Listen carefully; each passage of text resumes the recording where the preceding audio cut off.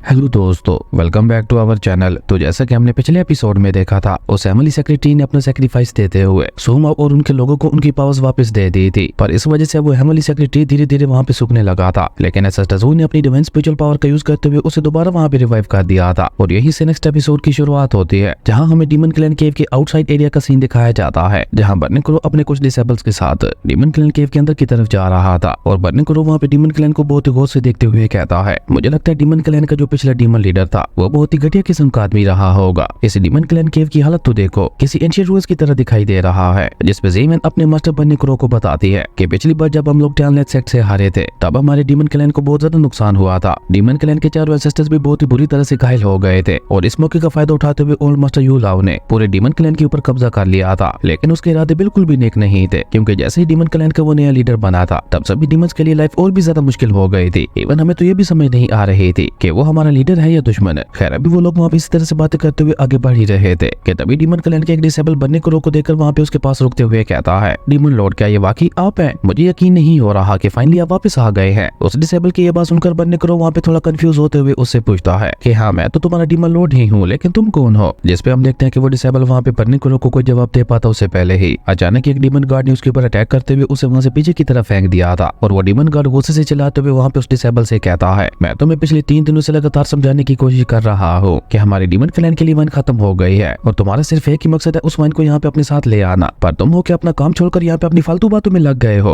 वहीं burning crow को वहाँ पे ये सब देखते हुए काफी ज्यादा गुस्सा आ रहा था, और बर्निंग क्रो अचानक वहाँ पे गुस्से से चिल्लाते हुए उस डीमन गार्ड से कहता है, एक बार फिर से बोलो, क्या कहा तुमने? जिसपे हम देखते हैं कि वो डीमन गार्ड वहाँ पे बर्निंग क्रो की भी बेइज्जती करते हुए कहता है, तुम कौन होते हो इस तरह से हमारे मैटर में इंटरफेयर करने वाले? उस डीमन गार्ड की ये बात सुनकर बर्निंग क्रो की बजाय ज़ेमन ने अचानक आगे बढ़ते हुए जाकर वहाँ पे उस डीमन गार्ड के ऊपर हमला कर दिया था, और उसे वो वहाँ पे बहुत ही बुरी तरह से मारते हुए कहती है कि ये टैलेंट सेक्ट के डिवाइन क्रो है, जिन्हें डीमन लॉर्ड भी कहा जाता है। लेकिन हम देखते हैं कि वो डीमन गार्ड वहाँ पे एक बार फिर से बर्निंग क्रो का मजाक उड़ाते हुए कहता है, लेकिन मैंने तो आज से पहले तुम्हारे इस डीमन लॉर्ड का नाम कभी नहीं सुना। और ये कहकर वो डीमन गार्ड वहाँ पे जोर जोर से चलाते हुए उस लड़की से निपटने के लिए अपनी डीमन आर्मी को बुलाने लगा था। और देखते देखते ज़ेमन को वहाँ पे चारों तरफ से डीमन आर्मी ने घेर लिया था। ये देखकर तो अब बर्निंग क्रो का गुस्सा वहाँ पे आउट ऑफ कंट्रोल हो गया था। इवन हमें यहाँ पे बर्निंग क्रो का एटीट्यूड भी काफी ज्यादा बदला बदला दिखाई दे रहा था। वो गुस्से से वहाँ पे चिल्लाते हुए कहता है, मुझे लगता है मुझे अपने डीमन क्लैन को सबक सिखाने के लिए अपने कुछ फेलो मेंबर्स को खत्म करना होगा। और ये कहते हुए बर्निंग क्रो ने वहाँ पे अपना स्पिरिचुअल ऑरा रिलीज कर दिया था, जो कि इतना ज्यादा पावरफुल था कि उसकी वजह से डीमन आर्मी की हालत ही खराब हो गई थी। इवन वहाँ पे उनमें से किसी से खड़ा भी नहीं हुआ जा रहा था, और अब वो सभी वहाँ पे दर्द के मारे चिल्लाते हुए अपने डीमन मास्टर को बुलाने लगे थे। और जैसे उनके डीमन क्लैन का मास्टर वहाँ पे बाहर आता है, तो उसकी नजर वहाँ पे बर्निंग क्रो के ऊपर पड़ती है, जिसे देखकर वो वहाँ पे खुश होते हुए कहता है, बिग ब्रदर, क्या ये वाकई आप हो? वहीं बर्निंग क्रो भी चौंकते हुए कहता है, थर्ड ब्रदर, तुम यहाँ क्या कर रहे हो? लेकिन हम देखते हैं कि वो डीमन मास्टर तो बर्निंग क्रो को वहाँ पे देखकर इतना ज्यादा खुश हो गया था कि उसने अचानक आगे बढ़ते हुए जाकर बर्निंग क्रो को वहाँ पे हक कर लिया था, और खुशी के मारे बर्निंग क्रो से कहने लगा था, बिग ब्रदर, मुझे यकीन नहीं हो रहा कि आप अभी तक भी जिंदा हैं। मैंने न जाने पिछले कितने हजारों सालों से आपको नहीं देखा, लेकिन जब आप जिंदा थे तो आप हमसे मिलने के लिए क्यों नहीं आए? आप जानते हैं कि मैं आपको लेकर कितना ज्यादा परेशान हो रहा था। मुझे तो लगा था कि मैंने अपने बिग ब्रदर को खो दिया है। और ये कहकर वो डीमन मास्टर, जिसका नाम मू युआन था और उसे इविल ड्रैगन के नाम से भी जाना जाता था, वो अचानक ही वहाँ पे अपनी आर्मी के ऊपर गुस्सा करते हुए कहता है, मैं तुम लोगों को पिछले हजारों सालों में कितनी बार बता चुका हूँ कि ये मेरे बिग ब्रदर है, और फिर भी तुम लोगों ने मेरे बिग ब्रदर को पहचानने में गलती की। क्या मैंने तुम लोगों को नहीं बताया था कि स्काई डिवाइन क्रो मेरा बड़ा भाई है, और तुम लोगों ने यहाँ पे मेरे बड़े भाई का इस तरह से स्वागत किया? इसकी सजा तो तुम सभी को मिल के रहेगी। वहीं मू युआन के मुंह से अपनी इतनी ज्यादा तारीफ सुनकर बर्निंग क्रो वहाँ पे काफी ज्यादा खुश दिखाई दे रहा था, जबकि हम देखते हैं कि मू युआन तो अभी भी वहाँ पे अपनी आर्मी के ऊपर गुस्सा हुए जा रहा था, जिसकी हालत वहाँ पे पहले से ही काफी ज्यादा खराब दिखाई दे रही थी। तभी हम देखते हैं कि मू युआन वहाँ पे अपने उसी डीमन गार्ड को अपने पास बुलाते हुए एक ही झटके में उसे वहाँ पे खत्म करते हुए कहता है, तो तुम मेरे बड़े भाई को नहीं जानते, इसलिए तुम्हें जीने का भी कोई हक नहीं है। और इसी के साथ मू युआन ने वहाँ पे उस डीमन गार्ड का खेल वहीं पे खत्म कर दिया था, जो देखकर बाकी डीमन आर्मी तो वहाँ पे बहुत ही ज्यादा डर गई थी, और वो सभी वहाँ पे बर्निंग क्रो के सामने झुकते हुए उससे माफी मांगने लगे थे, जो देखकर मू युआन भी वहाँ पे बर्निंग क्रो से माफी मांगते हुए कहता है, बिग ब्रदर, माफ कर देना, मेरे डीमन क्लैन के ये लोग कुछ ज्यादा ही एरोगेंट हो गए हैं, पर आप फिक्र न करें, मैं इन्हें बाद में जरूर सबक सिखाऊंगा। और ये कहकर मू युआन वहाँ पे बर्निंग क्रो को अपने साथ ले जाते हुए कहता है कि अब आप मेरे साथ मेंशन के अंदर चलिए। बाकी सभी ब्रदर्स भी आपको जिंदा देखकर काफी ज्यादा खुश होंगे, क्योंकि उन लोगों ने भी मेरी तरह आपको पिछले हजारों सालों से नहीं देखा, इसलिए आज हम सभी भाई पुराने दिनों को याद करते हुए ड्रिंक करेंगे। और ये कहकर मू युआन वहाँ से जाते हुए अपनी डीमन आर्मी को वहाँ पे एक इशारा करता है, और उनसे कहता है कि जाके मेरे बिग ब्रदर के साथियों को भी अच्छी तरह से खातिरदारी करो। याद रखना, अगर उन लोगों से मुझे तुम्हारी कोई भी शिकायत मिली तो वो तुम लोगों का आखिरी दिन होगा। अपने मास्टर की ये बात सुनते ही वो सभी लोग अचानक आगे बढ़ते हुए वहाँ पे ज़ेमन और उसके साथियों को बहुत ज्यादा प्रोटोकॉल देने लगे थे। इवन अपने पहले के रवैये के लिए वो उनसे माफी भी मांगते हैं, और उसी के साथ वो उन्हें अपने हेडक्वार्टर की तरफ ले जाते हुए कहते हैं, हम सभी लोग भी एक फैमिली की तरह हैं, तो आज रात हम लोग भी एंजॉय करेंगे। हमने वाइन के काफी सारे जार्स को छुपा रखा है जिन्हें हम आज आपके लिए खोलने वाले हैं। वहीं दूसरी तरफ मू युआन भी बर्निंग क्रो से कहता है, बिग ब्रदर आज मैं आपको घर नहीं जाने देने वाला। आज हम लोग पूरी रात बैठकर ड्रिंक करेंगे। उसके बाद सीन चेंज होता है, हमें डीमन मेंशन के मेन हॉल का सीन दिखाया जाता है जहाँ वो चारों भाई वाइन का मजा उठाते हुए आपस में बातें कर रहे थे और वो सभी के सभी बर्निंग क्रो को वापस देकर काफी ज्यादा खुश दिखाई दे रहे थे। लेकिन मुझे तो मू युआन के रवैये में कुछ गड़बड़ लग रही थी जिसका पता हमें आने वाले एपिसोड्स में चल जाएगा। वहीं देखते ही देखते बर्निंग क्रो ने वहाँ पे वाइन के एक पूरा जार खत्म कर दिया था और जैसे वो वहाँ पे एक जार को खत्म करता है तो मू युआन वहाँ पे एक और वाइन का जार उसके सामने रखते हुए कहता है, ब्रदर दिल खुल के पियो, अभी हमारे पास बहुत ज्यादा मात्रा में वाइन मौजूद है। वहीं बर्निंग क्रो को अब धीरे धीरे वहाँ पे नशा चढ़ने लगा था और वो वहाँ पे वाइन के एक और जार को उठाते हुए कहता है, हमारे डीमन क्लैन की वाइन अभी भी पहले की तरह काफी ज्यादा स्ट्रॉन्ग है। और ये कहकर बर्निंग क्रो वहाँ पे उस वाइन के जार को भी खत्म करने लगा था, जो देखकर मू युआन वहाँ पे हंसते हुए कहता है, ये वाइन वाला फॉर्मूला तो आपका ही बनाया हुआ है। ये वाइन बिल्कुल वैसी ही है जब हम लोग आपको फॉलो किया करते थे, तब से लेकर अब तक हमने इस वाइन के टेस्ट को चेंज नहीं किया। आपको याद ही होगा कि कैसे हम लोग उस वक्त इमोर्टल क्लैन से स्पिरिचुअल स्प्रिंग को चुराते हुए अपने लिए खुद वाइन तैयार किया करते थे। और ये वाइन जो आप अभी पी रहे हैं ये 10,000 साल से भी ज्यादा पुरानी वाइन है, क्योंकि इसे हमने तब से संभाल रखा था जब अचानक आप गायब हो गए थे। हमने कसम खाई थी कि जब तक आप वापस नहीं आ जाते तब तक हम भी इस वाइन को नहीं पियेंगे। लेकिन आज हम लोग पिछले 10,000 सालों की कसर एक ही दिन में पूरी करने वाले हैं और ऊपर से हमें आज आपके वापस आने की भी खुशी है, तो इसलिए तो आज हम लोग और ज्यादा पीने वाले हैं। और ये कहकर वो सभी भाई वहाँ पे एंजॉय करते हुए जोर जोर से हंसने लगे थे और अब धीरे धीरे उन सभी को वहाँ पे नशा होने लगा था। तभी वहाँ पे मू शंग नाम के एक डीमन कल्टीवेटर बर्निंग क्रो से सवाल करते हुए पूछता है, जब आप जिंदा थे तो आप पहले ही वापस क्यों नहीं आ गए थे? और मू शंग कैसे कहते ही वहाँ पे माहौल थोड़ा इमोशनल हो गया था और बर्निंग क्रो भी वहाँ पे थोड़ा सैड होते हुए अपने भाइयों को बताता है कि मैं ऐसी सिचुएशन में फंस गया था जहाँ मैं खुद अपनी भी मदद नहीं कर सकता था, तो फिर मैं तुम लोगों की मदद करने के लिए कैसे आ पाता। जिसपे हम देखते हैं कि अचानक मू शंग वहाँ पे खड़ा होकर गुस्से से चलाते हुए बर्निंग क्रो से कहता है, तुम जानते भी हो कि हम लोग कितनी बड़ी मुसीबत में फंस गए थे और यहाँ पे हमारी हेल्प करने वाला कोई भी नहीं था। हर एक दिन हमें ऐसा लगता था कि जैसे हम लोग हेल में हैं और ये सब इसलिए हुआ क्योंकि उस वक्त आपने अपनी लालच में यू लव की बात मानी थी। आपने यू लव की बात मानकर लालच में आते हुए टियालन सेट के ऊपर हमला कर दिया था, टियालन सेट से उनके ड्रेस को छीनने के लिए। उसके बाद आप तो अचानक ही कहीं गायब हो गए थे, लेकिन बाद में जो हमारे साथ हुआ था वो हम आपको बता भी नहीं सकते। हमारे इस फोर्थ ब्रदर की ही हालत देख लो, आपको याद ही होगा कि ये कितना ज्यादा समझदार और होशियार हुआ करता था और आज इसकी हालत देखो, ये अपने ऊपर आ रही मुसीबतों को सहते सहते ऐसा हो गया है। और सिर्फ इसकी ही नहीं, हम सभी की हालत भी कुछ इस प्रकार की ही है। और आप जानते हैं कि सबके पीछे वजह कौन है? आप। ये सब सिर्फ और सिर्फ आपकी वजह से ही हो रहा है। अगर उस समय आपने लालच में आकर टियालन सेट के ऊपर हमला ना किया होता तो आज हम लोगों की ऐसी हालत नहीं होती। मोशंग की ये सारी बातें सुनकर अचानक मू युआन ने गुस्से से चिल्लाते हुए उसे वहाँ पे चुप करवा दिया था और वो अपने भाई मोशंग से कहता है कि बिग ब्रदर ने ये सब हमारे डीमन क्लैन के फ्यूचर के लिए तो किया था। बिग ब्रदर ने भी तुम्हारे लिए अपनी जान का रिस्क उठाया था, इसलिए तुम बिग ब्रदर को दोष देना बंद करो। इस सब में कहीं ना कहीं हमारी भी गलती है। अगर हम लोग भी उस समय बिग ब्रदर की तरह पावरफुल होते तो हम लोग खुद ही अपने डीमन क्लैन को संभाल लेते। जिसमें मोशंग भी वहाँ पे गुस्से से चिल्लाते हुए कहता है कि कैसे हम लोग अपने डीमन क्लैन को बचा लेते। क्या तुम नहीं चाहते कि टियालन सेट के ऊपर अटैक के बाद हमारी डीमन क्लैन की हालत कैसी हो गई थी? और ऊपर से वो यू लव जिसने बिग ब्रदर को भड़काया था, उसी ने ही हमारे पीठ पीछे हमारे ऊपर अटैक कर दिया था, जिसकी वजह से आज हमें ऐसे खंडों में रहना पड़ रहा है। अपने भाइयों की सारी बातें सुनकर बर्निंग क्रो वहाँ पे और भी ज्यादा सैड होता जा रहा था और वो वहाँ पे वाइन के एक और जार को खत्म करते हुए अपने भाइयों से कहता है, मेरे भाइयों तुम लोग फिक्र मत करो, मैं बर्निंग डिवाइन सिखाए क्रो कसम खाकर कहता हूँ, यू लव ने तुम लोगों के ऊपर जो जो जुल्म किया है उसका बदला मैं सूद समेत उसे वापस लूंगा। तुम्हारे ऊपर किए हुए जुल्मों के लिए उसे बहुत बड़ी कीमत चुकानी पड़ेगी। बर्निंग क्रो की ये बात सुनते ही हम देखते हैं कि वो दोनों भाई अचानक ही वहाँ पे परेशान हो गए थे और मू युआन अचानक ही वहाँ पे खड़ा होकर बर्निंग क्रो को समझाते हुए कहता है कि यू लव के साथ हमारी पुरानी दुश्मनी थी, लेकिन वो सब बस एक गलतफहमी की वजह से हुआ था जो कि अब खत्म हो चुकी है। अब तो ओल्ड मास्टर यू लव हमारे साथ बहुत ही ज्यादा अच्छे हैं, इवन अब तो हमारी उनके साथ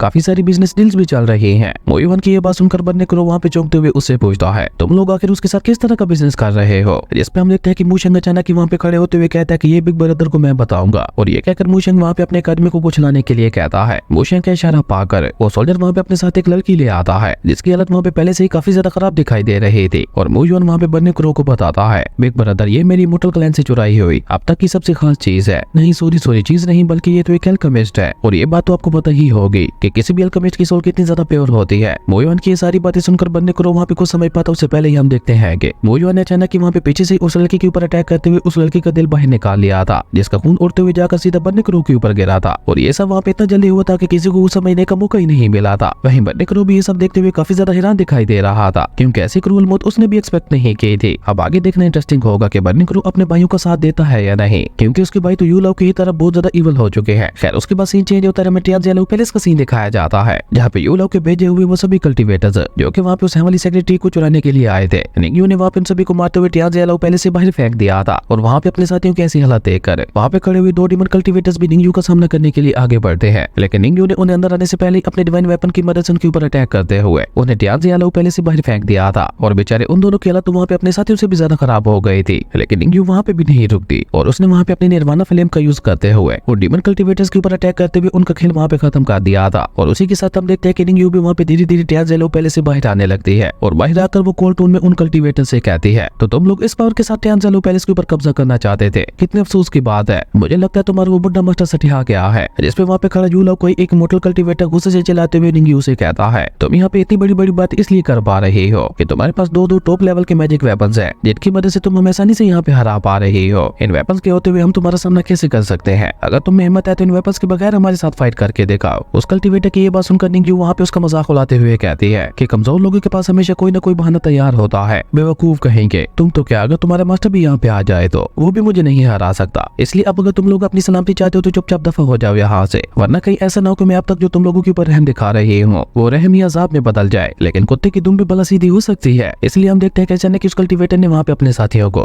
एक साथ मिलकर निंगयू के ऊपर हमला करने के लिए आगे भेज दिया था। जो देखकर निंगयू भी वहाँ पे उनका सामना करने के लिए अपने दोनों मैजिकल वेपन्स को लेकर आगे बढ़ती है। भाई उन्हें मोटल कल्टिवेटर्स का लीडर वहाँ पे डीमन कल्टिवेटर के लीडर से सवाल करते हुए पूछता है कि तुम क्या बस यहाँ पे ये फाइट शो देखने के लिए आए हो या फिर तुम डीमंस को इस लड़की के साथ फाइट करने में डर लग रहा है? जिसपे वो डीमन लीडर वहाँ पे कोल्ड टोन में कहता है कि हमारा मकसद यहाँ पे उस लड़की को हराने का नहीं है, हम लोग तो यहाँ पे टियानजी यालो पैलेस के लिए आए थे। और ये कहकर वो डीमन लीडर वहाँ पे अपने डीमन कल्टिवेटर्स को आगे आने के लिए कहता है। जो देखकर वो इमोर्टल कल्टिवेटर वहाँ पे उस डीमन लीडर से सवाल करते हुए पूछता है कि तुम यहाँ पे क्या करने वाले हो? जिसमें हम देखते हैं कि वो सभी डीमन कल्टिवेटर्स मिलकर डिमोनिक फायर को समन करने लगे थे और वो डीमन लीडर वहाँ पे उस इमोर्टल कल्टिवेटर को बताता है कि हम डीमंस का बस सिर्फ एक ही असूल है कि जो चीज हासिल ना कर पाओ उसे वहीं पे खत्म कर दो। और ये कहकर उन डीमन कल्टिवेटर्स ने अचानक अपनी डिमोनिक फायर से टियानजी यालो पैलेस के ऊपर हमला कर दिया था। और निंगयू जो कि वहाँ पे पहले से उन कल्टिवेटर्स के साथ फाइट करते हुए भेजी थी, वो भी वहाँ पे अचानक हुए इस हमले को नहीं रोक पाती। और देखते ही देखते उस डिमोनिक फ्लेम की वजह से वहाँ पे एक बहुत बड़ा ब्लास्ट होता है और पूरा टियानजी यालो पैलेस वहाँ पे उस डिमोनिक फायर में चलने लगा था। जो देखकर तो निंगयू भी वहाँ पे काफी ज्यादा परेशान हो गई थी और वो गुस्से से वहाँ पे उन डीमन कल्टिवेटर से कहती है, दिखा दी ना तुम लोगों ने अपनी औकात,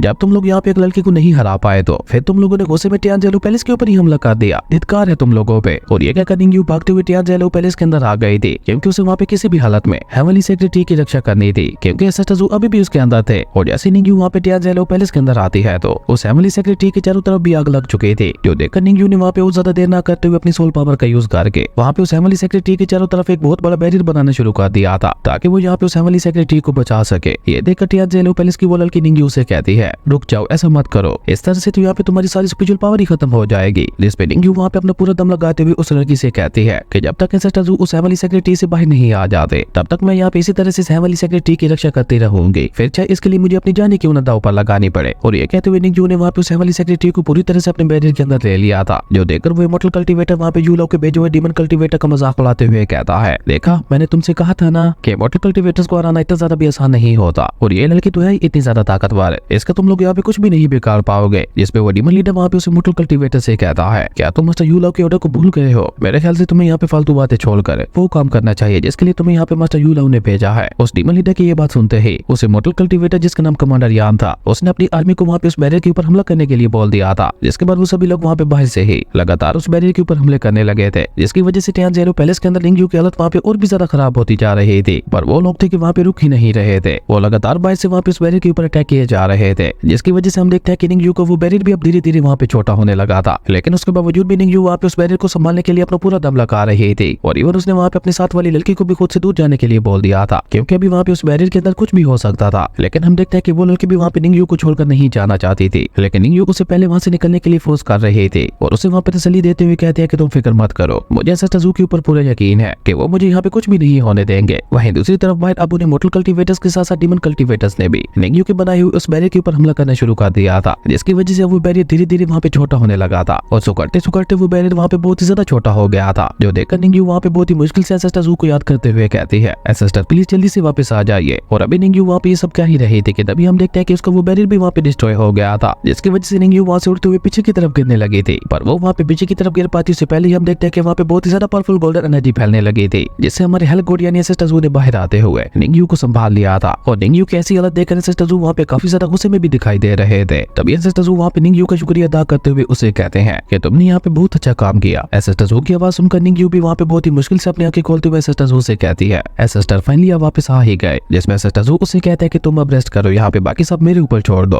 और ये कहते हुए एसेस्टर्स गुस्से से वहाँ पे उन सभी डीमन कल्टीवेटर्स की तरफ देखने लगे थे। और ऐसा होते ही हम देखते हैं कि अचानक वहाँ पे ऐसे टज़ू की बॉडी से बहुत ही ज्यादा पावरफुल ऑरा निकलने लगा था, जो कि इतना ज्यादा पावरफुल था कि सिर्फ उसके ऑरा पर ऐसे से ही वो सभी कल्टीवेटर्स उड़ते हुए वहाँ से पीछे जा गिरे थे। इवन वहाँ पे एक बहुत बड़े ब्लास्ट के साथ पूरा टियानज़ेलो पैलेस भी वहीं पे डिस्ट्रॉय हो गया था, वो फैमिली सेक्रेटरी को छोड़कर। वहीं ये सब देखकर वो इमोर्टल और डीमन दोनों लीडर वहाँ पे काफी ज्यादा हैरान दिखाई दे रहे थे, क्योंकि ऐसा खतरनाक नजारा उन लोगों ने ऐसे पहले कभी नहीं देखा था और ना ही ऐसी खतरनाक पावर को उन लोगों ने ऐसे पहले महसूस किया था। इसलिए वो दोनों वहाँ पे काफी ज्यादा डरे हुए भी दिखाई दे रहे थे। तभी हम देखते हैं कि वो इमोर्टल लीडर वहाँ पे किसी तरह से हिम्मत जुटाते हुए टज़ू से सवाल करते हुए पूछता है, कौन हो तुम और तुम लोग यहाँ पे क्या कर रहे हो और तुम लोगों की हिम्मत कैसे हुई हमारे ऊपर अटैक करने की। पर अभी वो इमोर्टल लीडर वहाँ पे ये सब कह ही रहा था कि तभी टज़ू अपने सिर्फ एक आंख के इशारे से ही उन दोनों के ऊपर ग्रेविटी का प्रेशर इतना ज्यादा बढ़ा देते हैं कि वो दोनों ही नीचे जमीन के साथ चिपक गए थे और वहाँ पे अपना पूरा दम लगाने के बावजूद भी वहाँ से खड़े नहीं हो पा रहे थे। वही टज़ू उन्हें वहाँ पे देखते हुए कोल्ड टोन में कहते हैं कि डीमंस को उनके टाइम में वापस भेजने का टाइम आ गया है और माउंटेन एंड सीरियलम की मरीडियंस की भी सारी मुसीबतें भी अब खत्म होने वाली है और अब जिसने भी यहाँ पे मेरे रास्ते में आने की कोशिश की उसे बिना कुछ सोचे समझे सिर्फ और सिर्फ मौत ही मिलेगी। अब बाय का मजा, अब ये लोग हेल गॉड का आतंक देखेंगे। लेकिन अफसोस हमारी एपिसोड यहीं पे खत्म हो गया था। दोस्तों अगर आपको ये वीडियो अच्छी लगी तो लाइक कर दें और अगर चैनल पे नए आए हो तो सब्सक्राइब करते जाना। तो मिलते हैं एक नई वीडियो में, तब तक के लिए बाय।